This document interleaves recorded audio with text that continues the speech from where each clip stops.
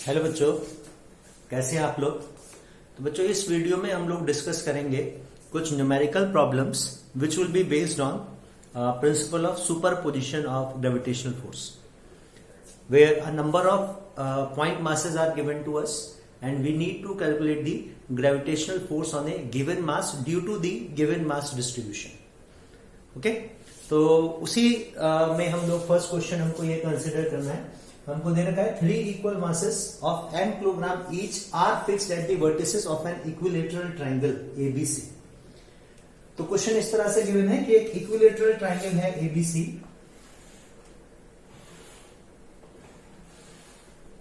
Let us say this to be A, this vertex to be B, and this vertex to be C. And 3 equal masses of m kilogram each are located at these 3 vertices. मान लीजिए यहाँ A पर हमारा एक मास रखा है m kilogram का, C पर एक मास रखा है m किलोग्राम का, और B पॉइंट पर एक मास रखा है m किलोग्राम का। हमको बताना है what is the force acting on A mass 2m placed at the centroid G of the triangle. अगर इस इक्विलेटरल ट्रायंगल के सेंट्रॉइड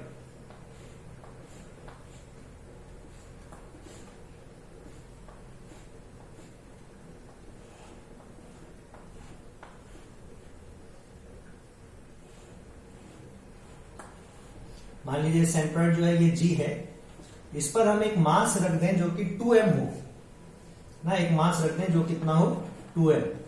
तो इस 2m मास पर कितनी फोर्स एक्सर्ट होगी by the rest of the 3 masses. तो ये हमारी प्रॉब्लम है जो हमको सिंप्लीफाई करनी है। ठीक है, कि एक इक्विलेटरल ट्रायंगल है, उसके 3 कॉर्नर्स पर 3 इक्वल मासेस रखे हुए हैं m ईच। तो उसके सेंट्रॉइड पर अगर हम 2m मास रख देते हैं तो उस मास 2m पर कितनी फोर्स एक्सर्ट होगी।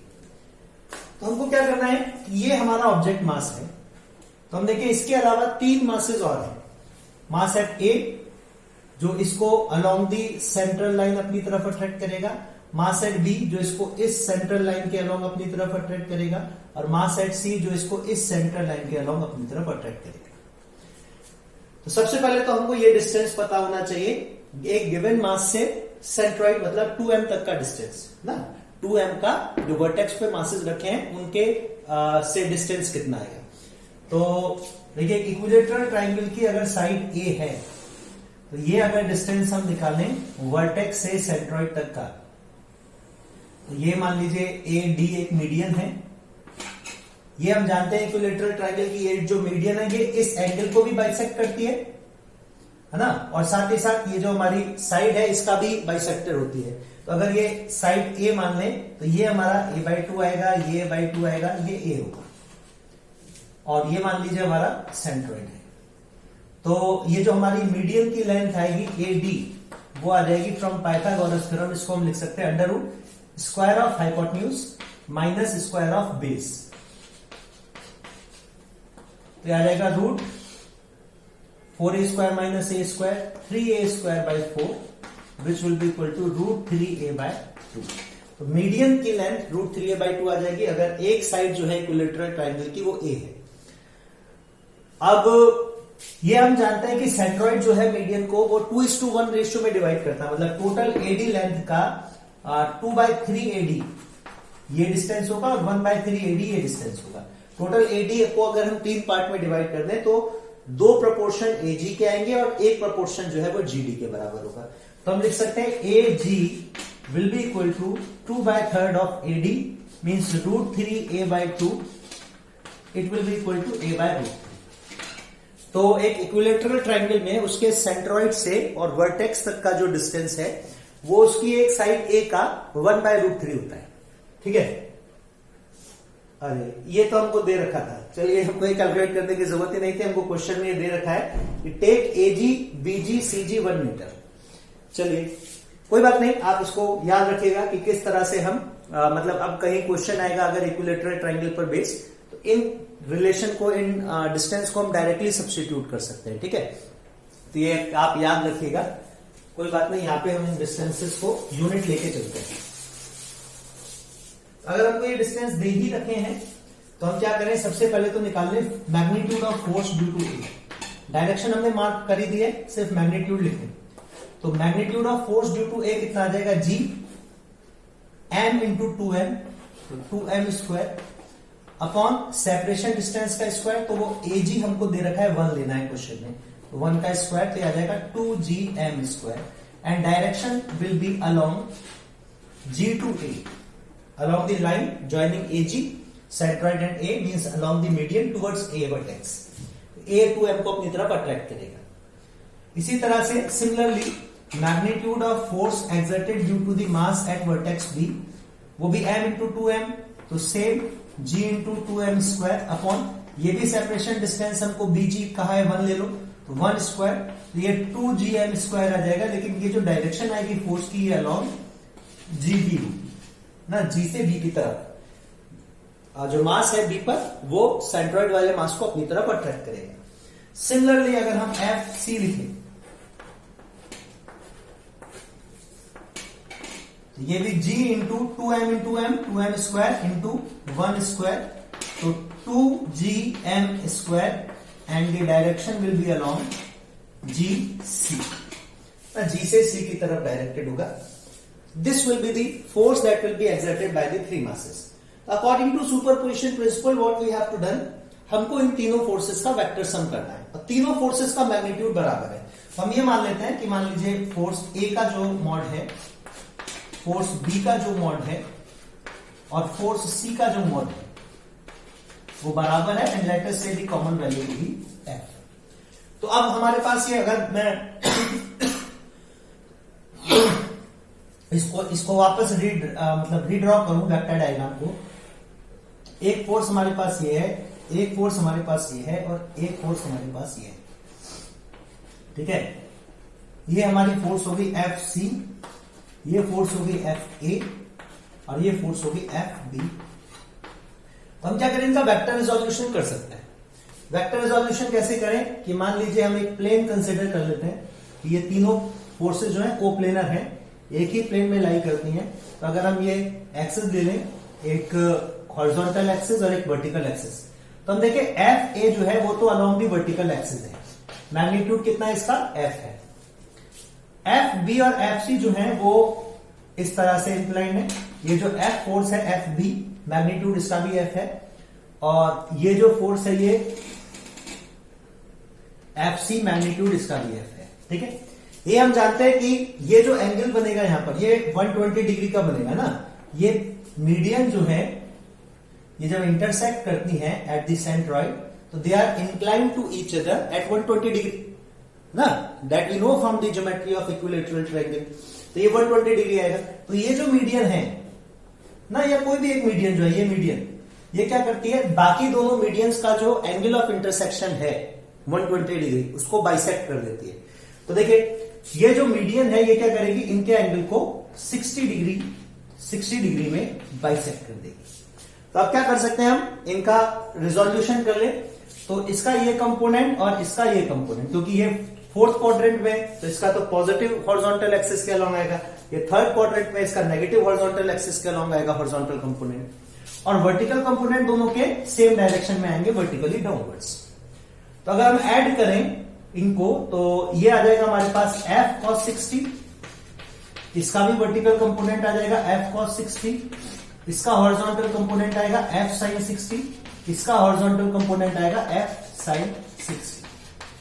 अब हम रिजल्टेंट हॉरिजॉन्टल कंपोनेंट निकालेंगे।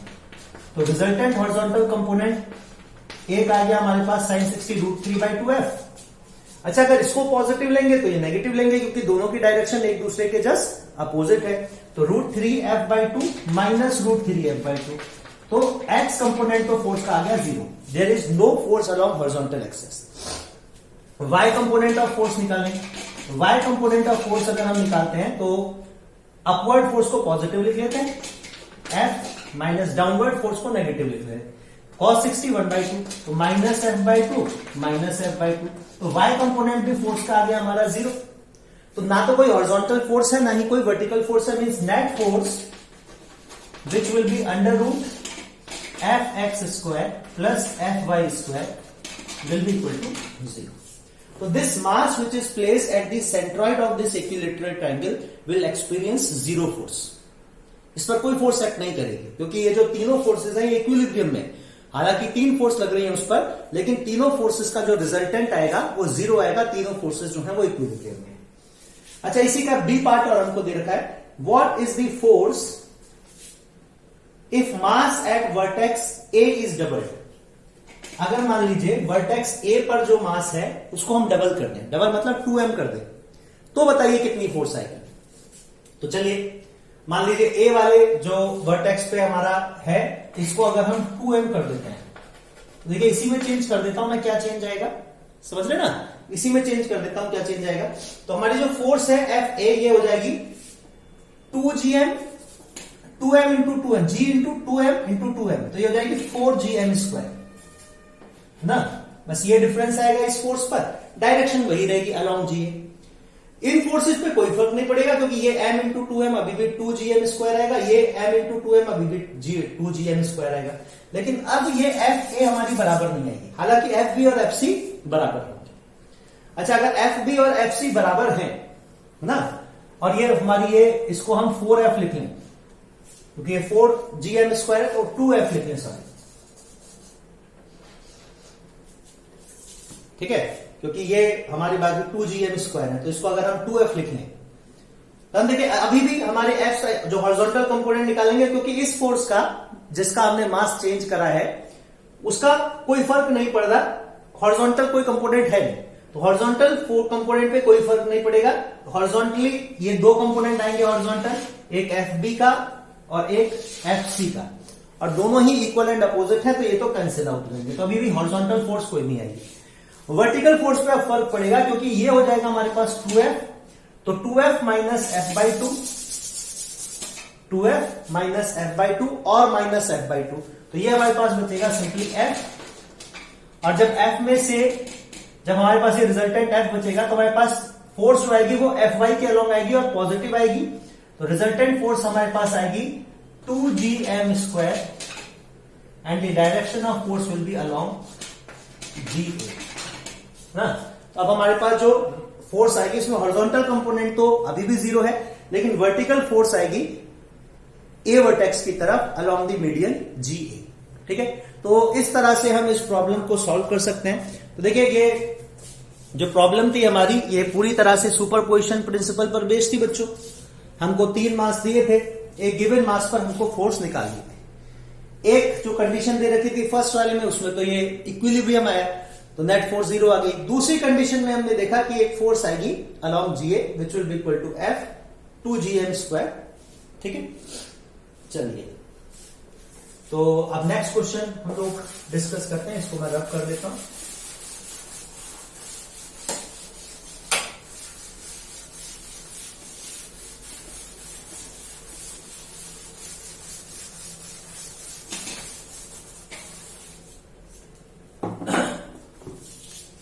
नेक्स्ट क्वेश्चन हमारे पास बच्चों ये है कि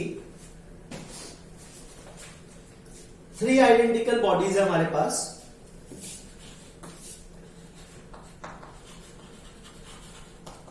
three identical bodies, each of mass small m, and they are located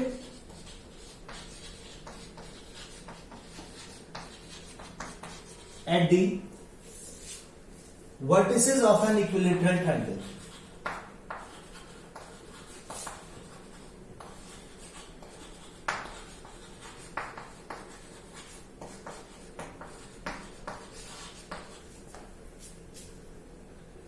With side of side R, मान लीजिए एक इक्विलेटरल ट्राइंगल है जिसकी साइड R है और उस पर ये 3 आइडेंटिकल बॉडीज हैं एक ही जैसी, जिनका मास भी बराबर है m. At what speed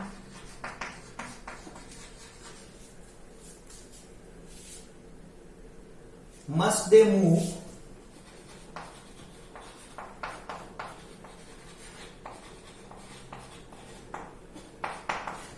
if they revolve under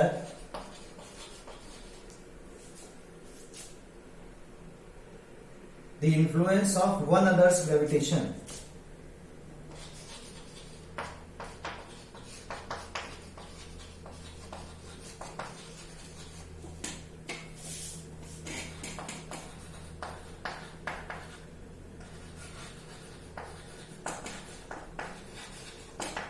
मान लीजिए अगर ये एक दूसरे पे जो ये ग्रेविटेशनल फोर्स लगा रहे हैं, under the effect of this force they move, they revolve. So what speed, with what speed they must revolve in a circular orbit.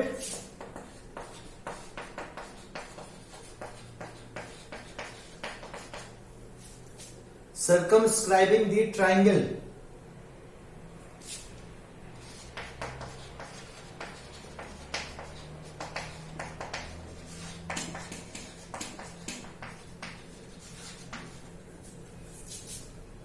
while still preserving the equilateral triangle।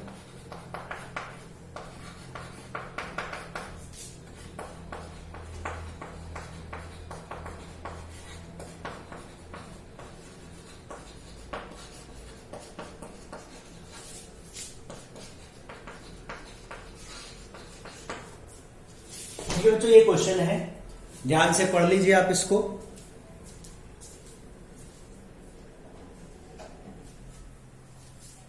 Question एक बार फिर से मैं बता देता हूं कि 3 आइडेंटिकल बॉडीज हैं, तीनों का मास m है और they are located at the vertices of an equilateral triangle of side r। Now they are revolving under the influence of one others gravitational force, और रिवॉल्व भी वो सर्कुलर ऑर्बिट में कर रहे हैं, इक्विलेटरल ट्रायंगल को सर्कमस्क्राइब करते हुए, है ना। और इक्विलेटरल ट्रायंगल जो है वो हमेशा बना रहेगा, इक्विलेटरल ट्रायंगल जो है वो प्रिजर्व्ड है, इक्विलेटरल ट्रायंगल पर कोई फर्क नहीं पड़ेगा। तो ये क्वेश्चन हमको दे रखा है, मैं मान लीजिए इसको ड्रॉ कर देता हूं। अगर हम ज्योमेट्रिकली देखें तो मान लीजिए ये हमारे इक्विलेटरल ट्रायंगल है ये, और ये 3 मास है m, जो कि इस equilateral triangle A B C मान लीजिए कि 3 वर्टेक्स पर लोकेटेड है। अब हम देखें जनरली कि इक्विलेटरल ट्रायंगल की साइड हमको r दे रखी है। अगर हम किसी एक मास पर फोर्स फाइंड आउट करें, लेट अस से a पर हम फोर्स फाइंड आउट करें, तो b वाला b मास जो है वो a मास को इस सेंट्रल लाइन के अलोंग अपनी तरफ अट्रैक्ट करेगा। ये लाइन है जो दोनों मासेस के सेंटर को आपस में ज्वाइन करती है, तो इसी के अलोंग ये फोर्स एक्सर्ट करेंगे। तो a पर हम फोर्स निकाल रहे हैं, तो a पर 2 फोर्स आएंगे, one that will be exerted by b and one that will be exerted by c, and both forces will be attractive forces, means this force will be directed towards B, this force will be directed towards C. So ये force जो आएगी हमारी ये इस direction में आएगी towards C। तो हम देखें, तो सबसे पहले देखें magnitude of the force that is exerted by the mass at vertex B। इस फोर्स का मैग्नीट्यूड कितना आएगा, तो ये फोर्स आएगी G m into m square upon separation distance का स्क्वायर, तो r square, and the direction of force will be along A B, A से बी की तरफ जो सेंट्रल लाइन है ज्वाइनिंग ए बी, इस लाइन के अलोंग एंड टुवर्ड्स बी ये फोर्स डायरेक्टेड होगी। इसी तरह से अगर हम निकालें magnitude of the force that is exerted by C, तो वो आ जाएगी G m into m square upon separation distance जो है r, जो कि इक्विलेटरल ट्रायंगल की साइड ही है बी ए और सी के बीच में, तो G M square upon r square, और डायरेक्शन इसकी आ जाएगी अलोंग ए सी, ए से सी की तरफ ही डायरेक्टेड। तो अब हम इन दोनों फोर्सेस का वेक्टर सम करें, तो देखें क्योंकि इक्विलेटरल ट्रायंगल है, हम देखें दोनों फोर्सेस जो है वो बराबर हैं, मतलब mod of F A equals to mod of F B, and let us say the common value to be F. तो हम देखें हमारे पास ये 2 फोर्सेस हैं, ये जिसका मैग्नीट्यूड एफ है, ये फोर्स जिसका मैग्नीट्यूड एफ है, तो 2 इक्वल वेक्टर्स का जो रिजल्टेंट है वो उनके बाइसेक्टर के अलोंग आता है। ये हम जानते हैं इक्विलेटरल ट्रायंगल है, ये एंगल 60 डिग्री है, तो ये जो रिजल्टेंट आएगा वो इस मीडियन के अलोंग आएगा जो दोनों ही फोर्सेस से इक्वल एंगल पर इंक्लाइन होगी। तो मैग्नीट्यूड जो आएगा हमारा वो हम parallelogram law of vector addition से लिख सकते हैं। मान लीजिए एफ रिजल्टेंट है अगर, तो हम लिख सकते हैं mod of F resultant will be equal to under root F B का square F square plus force due to C का स्क्वायर तो F square plus 2f into F 2f square and cos 60 degree.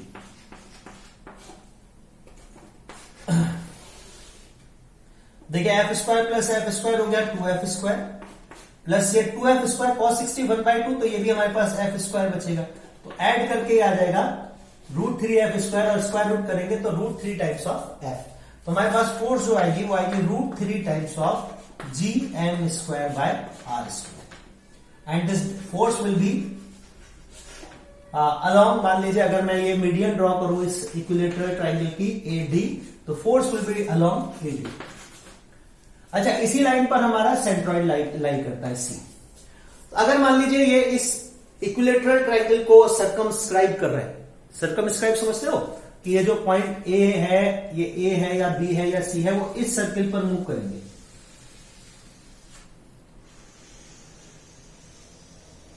ना ये इस तरह का geometry आपने पढ़ी हुई होगी 10th क्लास में।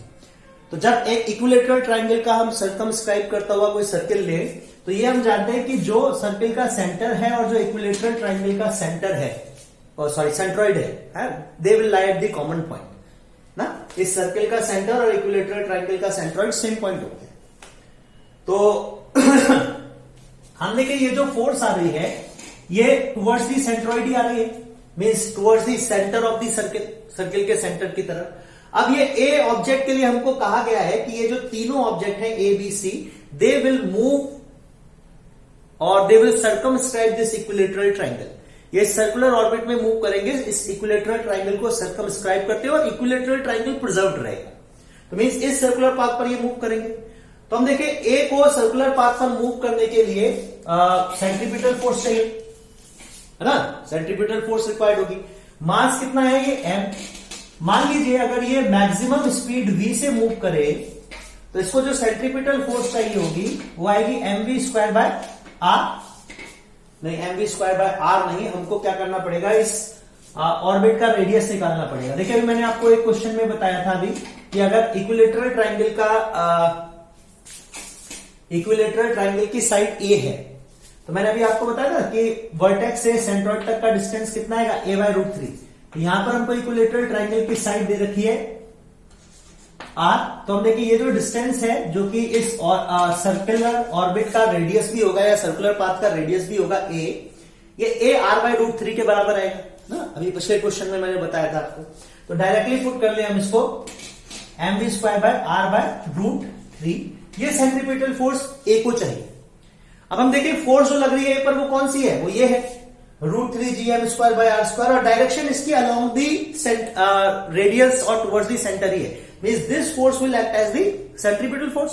ये फोर्स जो है ये सेंट्रीपिटल फोर्स की तरह एक्ट करेगी और जैसे ही ऑब्जेक्ट मूव करेगा तो ये इक्विलेटरल ट्राइंगल जो है प्रिजर्व रहेगा और यह हमेशा इक्विलेटरल ट्राइंगल बनेगा। मतलब ये फोर्स जो है ए पर कांस्टेंट बनी रहेगी। तो हम इसी फोर्स को सेंट्रीपिटल फोर्स की तरह के बराबर पुट कर दे क्योंकि यही जो फोर्स है along the radius of the circular orbit और टुवर्ड्स सेंटर एक्ट कर रही है। तो √3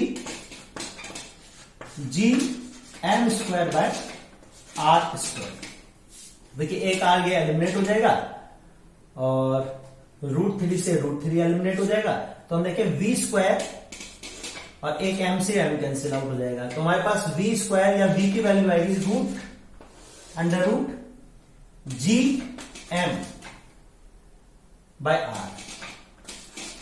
ठीक है, so this will be v equals to √gm by R will be the speed with which these any of the three particles will move along the circular orbit while preserving the equilateral triangle।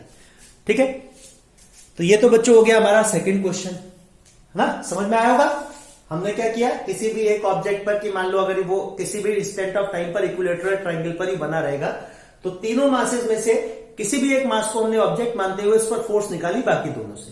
तो हमने देखा वो force इतनी आएगी और वो along this median towards centroid होगी।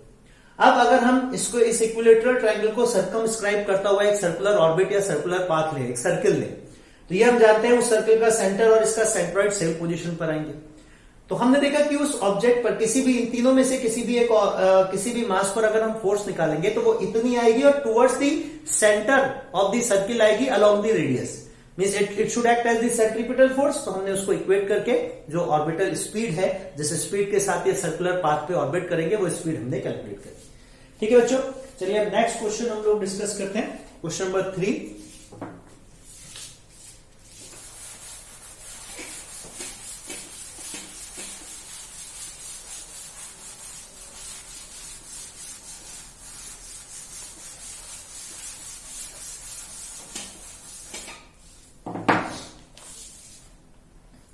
तो क्वेश्चन नंबर 3 है बच्चों की, a solid sphere of lead has mass capital M and radius capital are.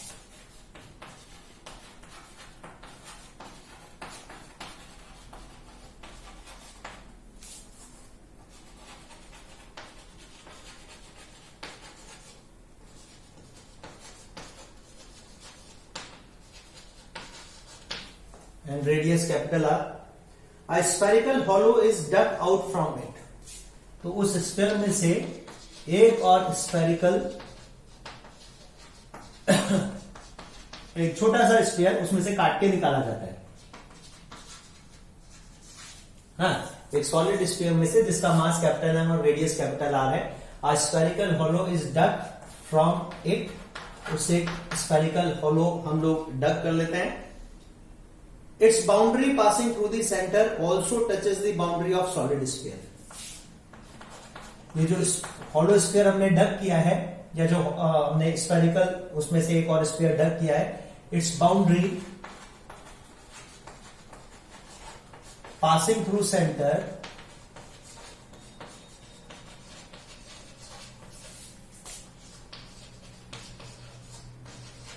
also touches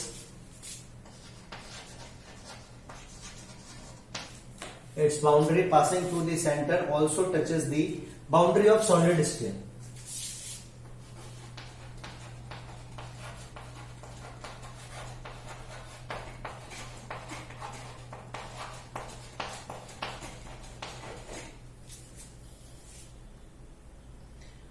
Deduce the gravitational force on mass m placed at P।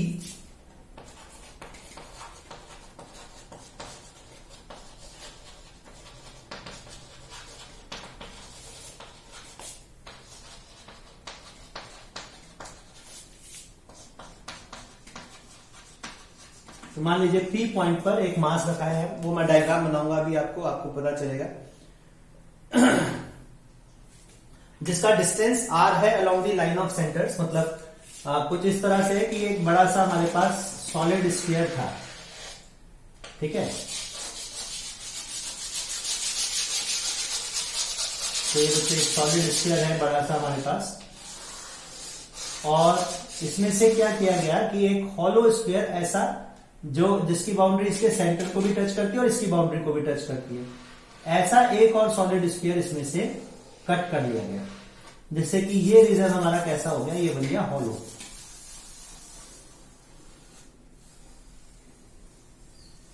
ये बन गया हमारा hollow sphere.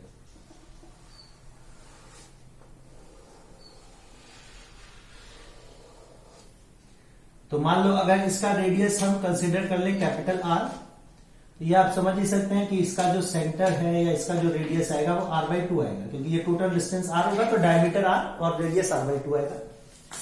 और इसी दोनों स्फीयर्स के सेंटर को ज्वाइन करता हुआ एक पॉइंट है P, इसी लाइन पर लाई करता है एक पॉइंट P, जो कि इस सेंटर से, मतलब इस सॉलिड स्फीयर के सेंटर से स्मॉल r डिस्टेंस पर है। यहां पर एक मास रखा है स्मॉल m, इसका मास है कैपिटल M। अब हमको स्मॉल m मास पर फोर्स बतानी है, ठीक है। ध्यान से समझ लीजिए वापस कि एक सॉलिड स्फीयर था जिसका मास कैपिटल M और रेडियस कैपिटल R था, ठीक है। उस सॉलिड स्फीयर से एक छोटा सा स्फीयर ये इस तरह से कि वो इस स्फीयर की बाउंड्री को भी और इसके सेंटर को भी टच कर रहा है, हमने कट कर लिया, डग कर लिया। तो अब ये एक और मास रखा है इन दोनों स्फीयर्स के सेंटर्स को ज्वाइन करने वाली लाइन के अलावा बड़े स्फीयर के सेंटर से r डिस्टेंस पर। इस पर फोर्स हमको बतानी है, ग्रेविटेशनल फोर्स कितनी आएगी, ठीक है। तो इसमें क्या करें हम, सबसे पहले तो मान लो ये जो हमारा स्फीयर जो हमने डग किया उसका मास कितना मास हमने कम कर दिया वो हम निकाल लें, है ना। देखिए ये कहलाती है कैविटी प्रॉब्लम। कि एक मास था, उसमें हमने एक कैविटी क्रिएट कर दी, खोखली जगह क्रिएट कर दी, तो अब बाकी का बचा हुआ मास कितनी फोर्स लगाएगा। तो इसमें देखिए एक सिंपल सा रूल है जो मैं आपको बताऊंगा। पहले तो हम ये मास निकाल लें, एम डैश कितना आएगा। तो देखिए ये यूनिफॉर्म स्फीयर है ना, इस यूनिफॉर्म स्फीयर का अगर हम ये मान लें कि मास यूनिफॉर्मली डिस्ट्रीब्यूटेड था, तो वॉल्यूम मतलब मास डेंसिटी, मास पर यूनिट वॉल्यूम कितना है। तो क्या करें, टोटल मास कैपिटल एम को 4/3 pi capital R cube means volume से डिवाइड कर दें। ठीक है, अब इस छोटा स्फीयर जो हमने डग किया, इसका मास कितना आएगा। तो वॉल्यूम तो ये हो गई, मतलब डेंसिटी तो ये हो गई इस स्फीयर की, तो इसकी इस इतनी वॉल्यूम का मास कितना होगा जो वॉल्यूम हमने बाहर निकाली है डग करके। तो क्या करें, इस डेंसिटी को इसके मास से, इसकी वॉल्यूम से मल्टीप्लाई कर दें। इसकी वॉल्यूम आ जाएगी 4/3 इंटू पाई r/2 का होल क्यूब, क्योंकि इसका रेडियस r/2 है ना। तो 4/3 पाई r क्यूब तो एलिमिनेट हो जाएगा बच्चों। तो ये हमारे पास आएगा m dash equals to m/8। m dash जो है वो m/8 आएगा। तो ये जो स्फीयर है इसका मास इस पूरे स्फीयर का 1/8 है। अब देखिए सिंपल सा तरीका है, करना क्या है हमको अगर हमको कोई भी कैविटी प्रॉब्लम गिवन है तो हम क्या करें, हम इनको दो स्फीयर कंसीडर करें।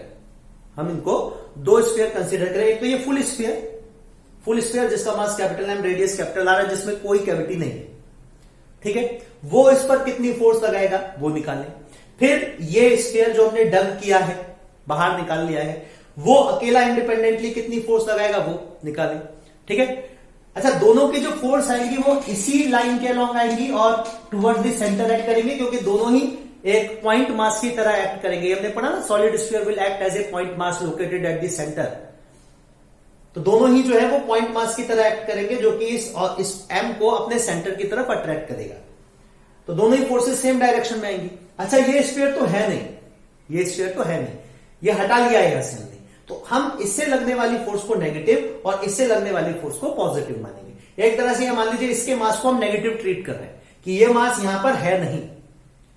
ठीक है, तो पूरे सॉलिड स्फीयर से जो फोर्स लगती, उसमें से ये सॉलिड स्फीयर इंडिपेंडेंटली जो फोर्स लगाता, उसको हम माइनस करेंगे, तो इस बाकी बचे हुए पोर्शन से जो फोर्स लगेगी वो उसके बराबर आएगी। ठीक है, तो हम इसी तरह से लिखें, force due to the whole solid sphere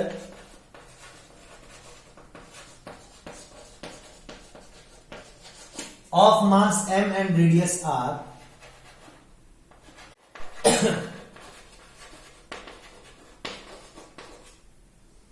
ये जो फोर्स आएगी F, late us say this to be F, तो F कितना आएगा, G capital M into small m upon r square. In direction will B, मान लीजिए अगर सेंटर को हम O मान लें, तो direction will be from along the line PO and from P to O। Similarly force due to dug out solid sphere, वो solid sphere जो हमने डग आउट कर लिया है इंडिपेंडेंटली, ये कितनी फोर्स लगाता है, let us say this force to be F dash.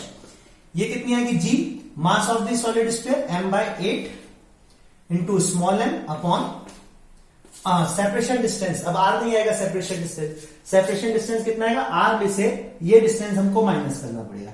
ये डिस्टेंस है r/2, r में से r/2 माइनस करने तो उसका स्क्वायर। ठीक है बच्चों, तो सिंपल है, क्या करना है भाई, इस फोर्स में से इसको माइनस कर देंगे तो रिजल्टेंट मास की वजह से जो फोर्स लगेगी वो आ जाएगी। तो सिंपल है, net force will be equal to F net will be equal to mod लिखे सिर्फ अभी, ये आएगी इस force G capital M into small m upon r square में से हम G capital M into small m upon 8 r minus capital R/2 का होल स्क्वायर माइनस कर दें। तो देखिए G capital M into small m तो हमारा कॉमनली बच जाएगा। हमको क्या करना है, 1/r स्क्वायर में से 1/8 times of r minus R/2 का होल स्क्वायर माइनस करना है। ठीक है, तो इसको हम सिंप्लीफाई करेंगे तो आ जाएगा G capital M into small m LCM will be, मैं दोनों को मल्टीप्लाई करके लिख लेता हूं, r square 8r² into r² minus capital R/2 का होल स्क्वायर। ठीक है, तो r² से डिवाइड करेंगे तो ये बचेगा 8 into small r minus capital R/2 का होल स्क्वायर माइनस, जब इससे डिवाइड करेंगे तो सिंपली बचेगा r²। ठीक है बच्चों, तो यहां पे लिख देता हूं मैं, बाकी है ना इधर लिख देता हूं। तो ये हमारे पास एफ नेट कितना आएगा, तो G capital M into small m, और बाकी सिंप्लीफाई करेंगे, इसको स्क्वायर को ओपन कर ले तो एक टर्म आएगी 8r² प्लस एक टर्म आएगी, इसका स्क्वायर करेंगे R/2 का स्क्वायर तो आएगा r²/4, और r²/4 इंटू 8 हो जाएगा 2r² plus 2 into capital R², और एक टर्म आएगी हमारी माइनस 2ab ना, a² plus b² minus 2ab, तो minus 2 capital R into small r, capital R/2 into small r into 8, तो वो 2 एलिमिनेट हो जाएगा, तो ये बचेगा 8 capital R into small r। ठीक है, 2ab, ठीक, और minus r² divided by 8 into small r² into small r² minus capital R/2 का होल स्क्वायर। तो ये नेट फोर्स बच्चों हमारे पास आएगी 8r² में से r² घटाए बचेगा 7r², तो G capital M into small m upon 8 small r² into small r² minus capital R/2 का होल स्क्वायर इंटू न्यूमरेटर में टर्म बचेगी 7r² plus 2 into capital R² minus 8 into capital R into small. ये net force आएगी बच्चों इस मास पर, small m मास पर, जो कि पॉइंट P पर रखा है। ठीक है, तो ये कैविटी वाला कंसेप्ट होपफुली आपको समझ में आया होगा कि किस तरह से हमको ये कैविटी वाली प्रॉब्लम जो है वो ट्रीट करनी होती है ना, कैसे हमको कैविटी वाली प्रॉब्लम जो है वो सॉल्व करनी है। ठीक है बच्चों, तो लास्ट क्वेश्चन हम लोग का जो इस वीडियो का है, लास्ट क्वेश्चन हम लोग डिस्कस कर लेते हैं।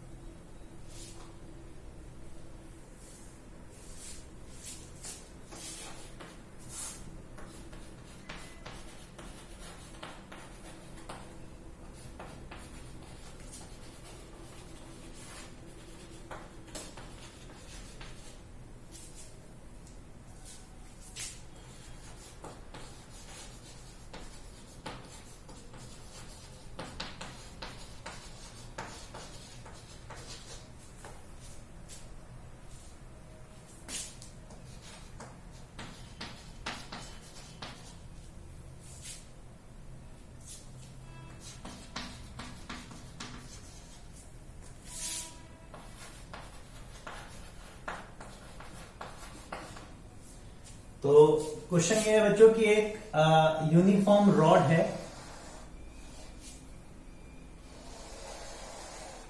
जिसका मास m और जिसकी लेंथ जो है वो कैपिटल L है। ठीक है, इसी रॉड की लेंथ के अलोंग ही एक और ऑब्जेक्ट रखा है जिसका मास है स्मॉल m इस पॉइंट पर, और जिसका डिस्टेंस इस रॉड से, जिसका डिस्टेंस जो है वो d।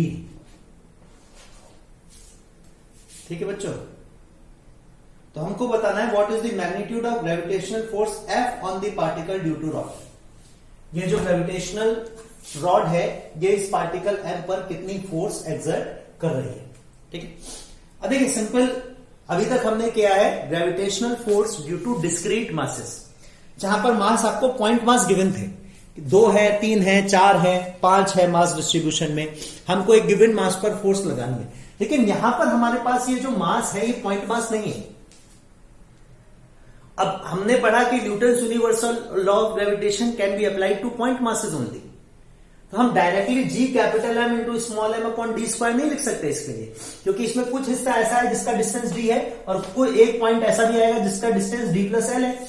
तो हर एक पॉइंट जो है इस रॉड का वो बराबर डिस्टेंस पे नहीं रखा है स्मॉल एम से, तो कैसे हम G capital M into small m upon d square apply कर दें, नहीं, वो गलत है। तो हम इस प्रॉब्लम को ट्रीट करेंगे एक डिफरेंट वे में, है ना, कि कंटिन्यूअस मास डिस्ट्रीब्यूशन, इसको कहेंगे कंटिन्यूअस मास डिस्ट्रीब्यूशन, जिस पर मास जो है वो कंटिन्यूअसली डिस्ट्रीब्यूटेड है। तो इस कंटिन्यूअस मास डिस्ट्रीब्यूशन से कैसे फोर्स कैलकुलेट करेंगे, तो we can apply integration method.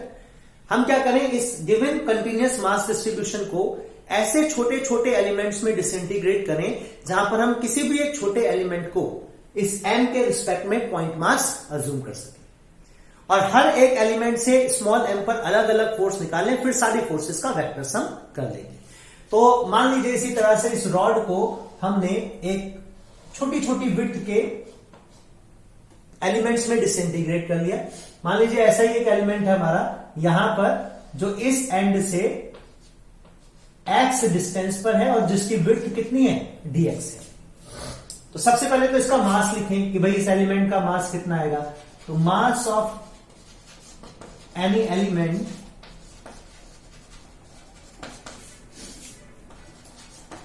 Of width dx, तो dx विड्थ का अगर एलिमेंट है तो उसका मास मान लीजिए dm, हम कितना लिखें, तो l लेंथ का मास m है, l मीटर का मास m किलोग्राम है, तो 1 मीटर का मास कितना आएगा m बाय l, तो dx विड्थ का dx लेंथ का मास कितना आएगा m by l dx। Simple unitary method.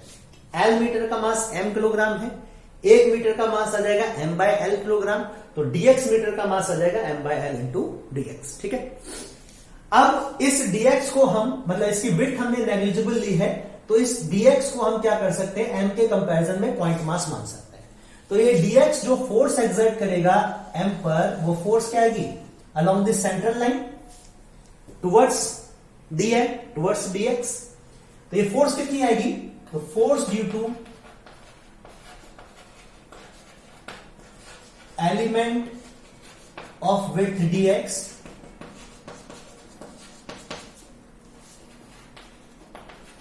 Which is, चलो एलिमेंट dx, बाकी तो मैं ज्योमेट्री में दिख ही रहा है। तो इससे जो फोर्स लगेगी उसको हम df लिख लेंगे। इस फोर्स का मॉड, डायरेक्शन हम लोग डायग्राम में रिप्रेजेंट कर देंगे। तो इस फोर्स का जो मॉड आएगा वो आएगा g और स्मॉल m इंटू एलिमेंट का मास आ जाएगा dm, dm को हम सब्स्टिट्यूट कर लें m by l into dx upon जो सेपरेशन डिस्टेंस है उसका स्क्वायर। तो सेपरेशन डिस्टेंस कितना आएगा, ये डिस्टेंस है x है और ये डिस्टेंस है d, x प्लस d का होल स्क्वायर। ठीक है, अब देखिए हम इसी तरह से अगर हम इसको डिफरेंट एलिमेंट में डिसइंटीग्रेट करेंगे तो हर एक एलिमेंट जो है वो इस m मास को इसी सेंट्रल लाइन के अलोंग ज्वाइन करेगा। मींस हर एक एलिमेंट को, इस रॉड का कोई भी एक एलिमेंट लेंगे आप, हर एक एलिमेंट को मास m से ज्वाइन करने वाली जो सेंट्रल लाइन है वो यही आएगी और सारी फोर्सेस जो है ग्रेविटेशनल फोर्स हर एक एलिमेंट से जो लगेगी m पर वो इसी डायरेक्शन में लगेगी। तो सारी फोर्सेस एक ही लाइन के अलोंग आएंगी, एक ही डायरेक्शन में आएंगी। तो अगर हम इनका वेक्टर सम करेंगे तो हम सिंपली इनके मैग्नीट्यूड्स को ऐड कर सकते हैं। तो हमारी जो नेट फोर्स आएगी ना वो सिंपली सभी df का सम होगी। मींस इंटीग्रेट कर सकते हैं हम, सबको सम कर सकते हैं सबका algebraic, because all vectors, all force vectors due to each element will be acting along the same straight line and will be along same direction। तो अब इंटीग्रल df हम लोग करते हैं तो आ जाएगा इंटीग्रेशन ऑफ, इसमें हमारा g capital M small m upon l constant आ जाएगा। इंटीग्रेशन हमको करना है सिर्फ x प्लस d का होल स्क्वायर का। ठीक है, अच्छा इसको सब्स्टिट्यूशन मेथड से इंटीग्रेट कर सकते हैं। मान लीजिए हम x प्लस d को z लिख लें, है ना, मान लीजिए x plus d equals to z। तो इसको अगर हम डिफरेंशिएट करें तो देखिए x का डिफरेंशिएशन आ जाएगा dx, d क्योंकि कांस्टेंट है हर एक एलिमेंट के लिए इसकी वैल्यू सेम आएगी तो इसका डिफरेंशिएशन आएगा 0 और z का डिफरेंशिएशन आएगा dz। तो इसका डिफरेंशिएशन से हमारे पास एक कंक्लूजन आएगा कि dx और dz बराबर है, मतलब हम dx को dz के बराबर भी सब्स्टिट्यूट कर सकते हैं। तो ये सब्स्टिट्यूशन करें हम तो ये हमारे पास नेट फोर्स जो आएगी ये आएगी g capital M into small m upon l integral dx को लिख ले dz upon x plus D को z लिख ले तो z का स्क्वायर। अब लिमिट सब्स्टिट्यूट करें तो अगर हम x प्लस डी को z मान रहे हैं, है ना, तो x की वैल्यू जो है मिनिमम वैल्यू होगी x की 0, तो minimum value of separation distance आ जाएगी d, और मैक्सिमम वैल्यू x की होगी l, तो इस एलिमेंट के लिए डिस्टेंस हो जाएगा l प्लस डी। तुम्हारे पास ये इंटीग्रेशन आएगा from d to l plus d. तो इंटीग्रेट करें तो g capital M into small m upon l constant आ जाएगा, और 1 बाय जेड स्क्वायर का इंटीग्रेशन आएगा minus 1 by Z, limits from d to d plus l। Limit substitute कर लीजिए तो हमारे पास जो नेट फोर्स का मैग्नीट्यूड आएगा वो आएगा g capital M into small m upon l,